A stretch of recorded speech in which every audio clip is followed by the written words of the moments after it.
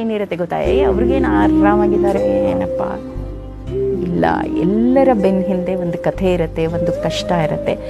ಆ ಕಷ್ಟವನ್ನು ಎದುರಿಸಿ ಮೆಟ್ಟು ನಿಂತು ಅದು ಇಲ್ಲದ ಹಾಗೆ ನಕ್ಕು ಬದುಕನ್ನು ಸವಾಲಾಗಿ ತಗೊಳ್ಳೋದೇ ಬದುಕು ಅಂತ ನಾ ಹೇಳೋದು. ಇಷ್ಟು ವರ್ಷದ ಇದರಲ್ಲಿ ಕಂಡುಕೊಂಡ 3-4 ಸತ್ಯಗಳು. ಜೀವನ ಒಂದು ನಿತ್ಯೋತ್ಸವ. ಈ ಹಾಡೋದು ಒಂದು ಸಂಭ್ರಮ, ಹೂ ಅರಳೋದು ಒಂದು ಸಂಭ್ರಮ. ಅದನ್ನು ನೋಡುವ ದೃಷ್ಟಿ ನಮಗೆ ಬರಬೇಕು. ಒಂದು ಇಷ್ಟು ಕೋಟಿ ಜನ ಇದ್ದಾರೆ ಅಂದರೆ ಅಷ್ಟು ಕೋಟಿ ಮನಸ್ಸುಗಳಿರುತ್ತೆ, ಅಷ್ಟು ಕೋಟಿ ಆಸೆ ಆಕಾಂಕ್ಷೆಗಳು, ಪರ ವಿರೋಧ ನಿಲುವುಗಳಿರುತ್ತೆ.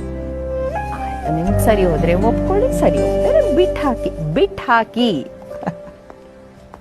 ಆ್ಯಂಡ್ ನಗಣ. ಇದಿಷ್ಟು ನಾನು ತುಂಬ ನೇರವಾಗಿ ಕಲ್ತೀನಿ.